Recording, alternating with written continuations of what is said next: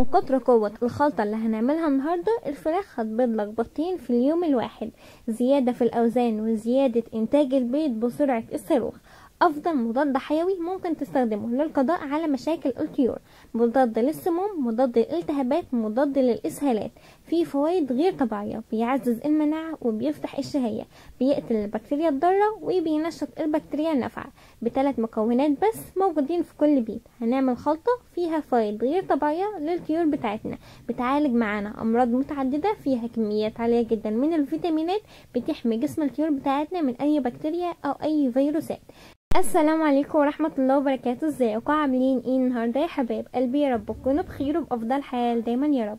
قبل ما نبدأ الفيديو تنسوا تصلوا على الحبيب المصطفى عليه أفضل الصلاة والسلام، وتحطوا لايك للفيديو ده وتشترك في القناة وتفعلوا زر الجرس علشان يوصلكم كل جديد. النهاردة بإذن الله هنعمل مع بعض خلطة لزيادة إنتاج البيض بسرعة الصاروخ.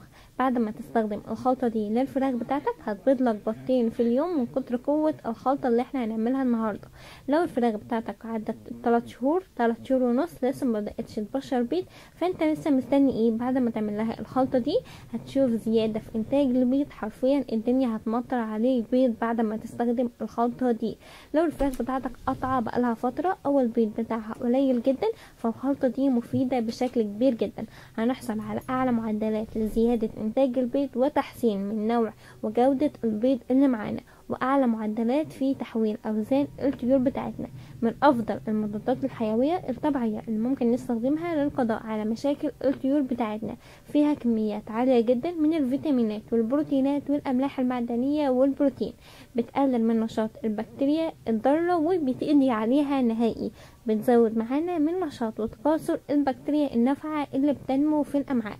فيها كميات عالية جدا من الفيتامينات زي فيتامين أ وفيتامين ج وفيتامين ه وفيتامين د وفيتامين ب3، ضد الإسهالات وبتقضي على جميع أنواع الإسهالات، سواء كان إسهال مدمم، إسهال بني غامق، إسهال بني فاتح، إسهال أخضر، إسهال أبيض. هي بتقضي على جميع أنواع الإسهالات، بتنشط الجهاز المناعي وبتعالج الاحتباس الحراري في فصل الصيف، بيعمل كمضاد حيوي ضد أي هجوم جرثومي، بيعالج الديدان المعوية، وكمان بيعالج نزلات البرد والإنفلونزا وبيحمي الطيور منها، بيعالج التهابات الجهاز التنفسي، يستخدم لمنع الالتهابات الفطرية وطرد السموم من الجهاز الهضمي ومن دم الطيور بتاعتنا. العلفة اللي احنا هنعملها او الخلطة اللي احنا هنعملها فيها فوائد كتيرة جدا، فيها فوائد متعددة، بتحمي جسم الطيور من ان يدخله اي مرض او اي فيروس. وحرفيا لو الطيور بتاعتنا عندها اي مرض او اي مشكلة الطيور بتاعتنا بنعاني منها في تربية الطيور بتاعتنا، فاحنا هنقضي عليها تماما ب3 مكونات بس موجودين في كل بيت، لكن الفوائد بتاعتهم غير طبيعية واحنا محناش واخدين بالنا من المكونات دي. نحصل على زيادة انتاج البيض بسرعة الصاروخ وتحسين من جودة ونوعية البيض اللي بيتم انتاجه عندنا. هنوصل الطيور بتاعتنا لأعلى الأوزان، البط بتاعنا هيوصل ل9 كيلو في خلال 3 شهور ونص بس. هنحصل على أعلى معدلات الأوزان. تعالوا بينا نعرف هنعمل الخلطة بتاعتنا ازاي.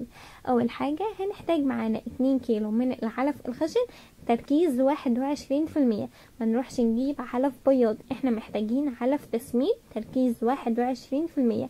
هنحتاج معانا معلقة كبيرة هرمية من الجنزبيل. بعد كده هنجيب معانا معلقة كبيرة هرمية برضو من الكركم، والكركم ده بيعتبر صيدلية متكاملة، ليه فوائد غير طبيعية. بعد كده هنجيب معلقة هرمية يا من الفلفل الأسود يا من الشطة، المتوفر عندنا هنحطه. هو الفلفل الأسود والشطة فيهم فوائد بعض، نفس الفايدة اللي موجودة في الفلفل هي نفس الفوائد اللي موجودة في الشطة. أهم خطوة في كل الخلطة دي اللي احنا نقلب كويس جدا، نرمي المعلقة بقى كده على جنب ونمسك بإيدينا نقلب كويس جدا. واهم حاجة ان انا عايزة المكونات البودرة دي تمسك في العلف، علشان لو ما مسكتش فبالتالي الفراخ او البط بتاعنا هياكل العلف، لكن زيادة في الاوزان والبودرة دي هتفضل كده في قعر الطبق، فبالتالي ما هياكلهاش. اهم حاجة ان البودرة دي تمسك معانا من العلف. لو ما مسكتش هنبل ايدينا بس كده بالمية ونقلب بيها العلفة بحيث ان المكونات البودرة دي تتمسك معانا في العلف. تعالوا بقى بينا نتعرف على فوائد العلفة اللي احنا عاملينها النهاردة. اول مكون معانا وهو الجنزبيل. الجنزبيل فيه فوائد غير طبيعيه للطيور بتاعتنا، بيعتبر كده صيدليه متكامله.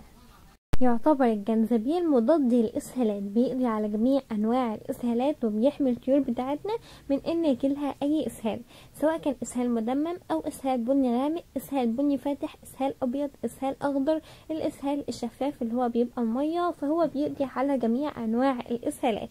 بيستخدم الجنزبيل كرافع مناعة، بيدي الطيور بتاعتنا مناعة قوية جدا، بيحمي جسم الطيور من إن يدخلها أي فيروس أو أي بكتيريا أو أي مرض غير مستحب. ويعتبر الجنزبيل من أفضل المنشطات للنمو. الجنزبيل بيفتح الشهية وبيدي الطيور بتاعتنا شهية قوية جدا، ويعمل على إزالة التهاب الأمعاء والبطن، ويعمل على تنشيط وزيادة من نمو الطيور بتاعتنا، وبيطرد أي سموم في الدم بتاع الطيور بتاعتنا، وبيقوي مناعة الطائر ضد أي أمراض أو أي هجوم فيروسي. الجنزبيل من أفضل المضادات الحيوية الطبيعية للقضاء على جميع مشاكل الطيور. تعالوا بينا نتعرف على تاني مكون معانا في الخلطة بتاعتنا النهاردة، وهو الكركم. الكركم ده بقى يعتبر صيدلية متكاملة كده، فيه فوائد غير طبيعية للطيور بتاعتنا. في ناس كتيرة جدا كده مهيش واخدة بالها ان الكركم فيه الفوائد دي كلها للطيور بتاعتنا. الكركم بينشط الجهاز المناعي، وبيعالج الاحتباس الحراري في فصل الصيف، ويعمل كمضاد حيوي ضد اي هجوم جرثومي. بيعالج معانا الديدان المعوية، بيعالج وبيحمي الطيور بتاعتنا من نزلات البرد والانفلونزا، وبيحمي كمان الطيور بتاعتنا من نزلات البرد. يعني كده ايه، بيعمل طبقة على جسم الطيور بتاعتنا ضد اي هجوم جرثومي او ضد اي نزلات برد. وعلاج التهاب الجهاز التنفسي، يستخدم لمنع الالتهابات الفطرية وطرد السموم من الجهاز الهضمي. يعني ناخد بالنا كده ان الجنزبيل طرد السموم من الدم، والكركم طرد السموم من الجهاز الهضمي. يعني هنطرد السموم من الجهاز الهضمي وكمان من دم الطيور بتاعتنا. وطبعا غير الفوائد اللي انا قلتها ان هو بيعالج الاحتباس الحراري، ودي اهم حاجة. وفي حاجة مشتركة ما بين الكركم والجنزبيل، ان هما بينشطوا الجهاز المناعي، وبيدوا للطيور بتاعتنا شهية قوية جدا. الجنزبيل من افضل منشطات النمو. ثالث مكون معانا وهو الخطير، المكون الجبار في زيادة انتاج البيض. المكون اللي معانا يا الشطة يا الفلفل الاسود اللي معانا النهاردة هما بفوائد واحدة، يعني الشطة والفلفل الاسود نفس النوعية، يعتبروا من الفوائد بتاعتهم فوائد واحدة. بيساعد على زيادة إنتاج البيض من الدواجن البياضة، ويعمل على زيادة نسبة الصفار في البيض وزيادة حجم البيضة. بيحسن من جودة ونوعية البيض اللي بيتم إنتاجه. بيساعد على زيادة عملية امتصاص الأمعاء بعد القضاء على أنواع البكتيريا الضارة. كمان بيساعد معانا على محاربة أنواع البكتيريا المختلفة، كمان كانت البكتيريا الضارة زي السالمونيلا. أي مرض هو بيقضي على جميع أنواع البكتيريا المختلفة، وبيساعد على محاربة أنواع البكتيريا دي. بيستخدم كمضاد حيوي عند إصابة الطيور بتاعتنا بأي نوع من أنواع البكتيريا اللي ممكن تضر الطيور بتاعتنا. الخلطة الصحية فيها فوائد غير طبيعية للطيور بتاعتنا، وأهم فايدة فيها إن هي غير طبيعية في زيادة إنتاج البيض. هنحصل على أعلى محصول من الخلطة، لأن هي هنحصل على أعلى معدلات في زيادة إنتاج البيض وتحسين البيض بجودة عالية جدا. غير كده ان هي غير طبيعية في زيادة الاوزان، هتوصل بسم الله ما شاء الله الطيور بتاعتنا لاوزان عملاقة، سواء البط او الفراخ الساسو. الخلطة دي مفيدة بشكل كبير جدا لجميع انواع الطيور، سواء بلدي، فيومي، هجين، بط مسكوفي، بط اصلي، جميع انواع البط والفراخ الساسو والفراخ البيضاء. هي مفيدة لجميع انواع الطيور بشكل كبير جدا. بتزود معانا من الاوزان، بترفع المناعة وبتفتح الشهية، وغير طبيعية في زيادة انتاج البيض. الخلطة دي سحرية بمعنى الكلمة، لان هي ليها فوائد غير طبيعية للطيور بتاعتنا.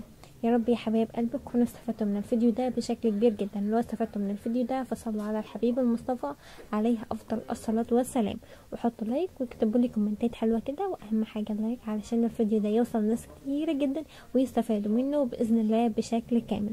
مع السلامة، اشوفكم في فيديو جديد ان شاء الله.